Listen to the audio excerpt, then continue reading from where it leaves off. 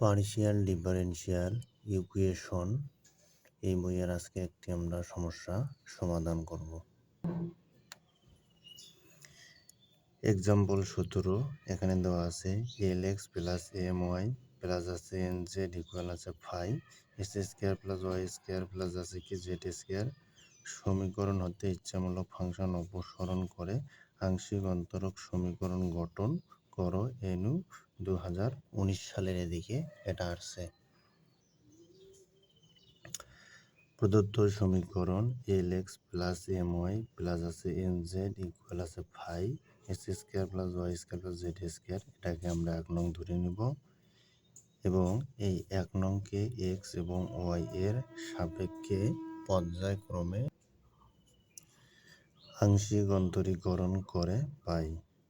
তারপর আমরা এক্স এর সাপেক্ষে করব, তাহলে এক্স এর সাপেক্ষে করলে এখানে আসতেছে এল প্লাস আছে কি এল আসতেছে, এটা 0 আসতেছে, প্লাস আছে কি এখানে এন আসতেছে, জেড এর সাপেক্ষে করলে del Z del of X equal আছে ইকুয়াল ফাই এর সাথে করলে ফাই ড্যাশ একবার অন্তরীকরণ করলে এটা আসে।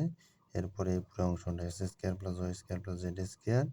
এরপরে আমরা এক্স এর সাপেক্ষে করবো টু এক্স আর এখানে আছে টু জেড, জেড এর সাপেক্ষে করলে ডেল জেড ডেল অফ আছে এক্স।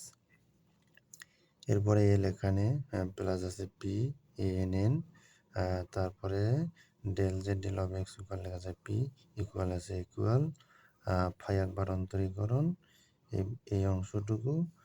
এরপরে আছে এখান থেকে টু আমরা কমন নিলাম, তাহলে আছে এক্স প্লাস আছে Z del Z del of X.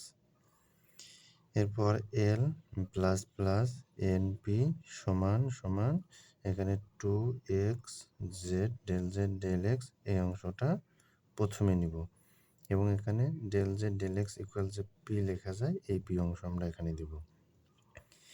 এরপর আছে ফাই একবার অন্তরীকরণ x square plus Y square plus Z square, এটাকে আমরা দিব 2 নম্বর সমীকরণ। আবার এই 1 নং সমীকরণকে এখন আমরা ওয়াই এর সাপেক্ষে পর্যায়ক্রমে আংশিক অন্তরীকরণ করে পাই। ওয়াই এর সাপেক্ষে আংশিক অন্তরীকরণ করলে M plus N del Z del of y equal phi একবার অন্তরীকরণ x square plus Y square plus Z square into আছে টু ওয়াই প্লাস আছে two z del Z del of y, বা এম এম প্লাস আছে plus N N আর del Z del y equal লেখা যায় Q equal আছে equal এই অংশটা আমরা আগে নিব, এরপরে এই অংশটা এখানে আমরা সমীকরণ নাম্বার দিলাম 3। তো আগের 2 এবং এখনকার এখানে 3 নম্বর সমীকরণ 2 এবং 3 ভাগ করি।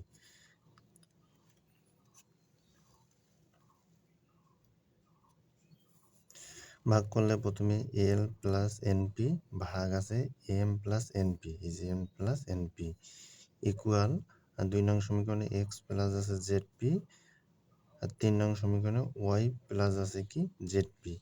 বাকি অংশগুলো কাটাকাটি করার পর এই অংশগুলো থাকে। তাই এখন আমরা এই ভাগ অংশ দুটাকে আড়াআড়ি গুণ করব। তাহলে এদিকে আড়াআড়ি যদি আমরা গুণ করি তাহলে আসতেছে এল ওয়াই প্লাস আছে কি এল জেড কিউ প্লাস আছে এদিকে আমরা আড়াআড়ি এখন গুণ করব, সরি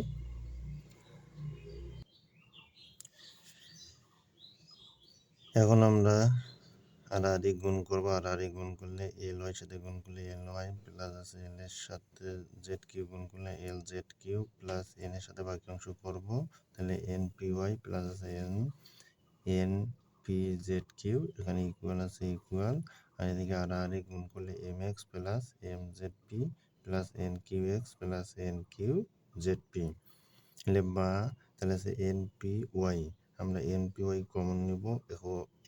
এরপরে এদিকে আমরা নেব minus M Z P plus আছে L Z Q minus N z Q equal আছে M x minus L y, এটা ভিতরে নিয়ে বা আছে N y plus M z into পিটা এখানে কমন নিলাম প্লাস আছে L z minus N x Q এটা কমন নেওয়ার পরে দেখা যাচ্ছে এদিকে M x plus L y থাকছে, তাহলে ইহাই নির্ণয় আংশিক অন্তরক সমীকরণ।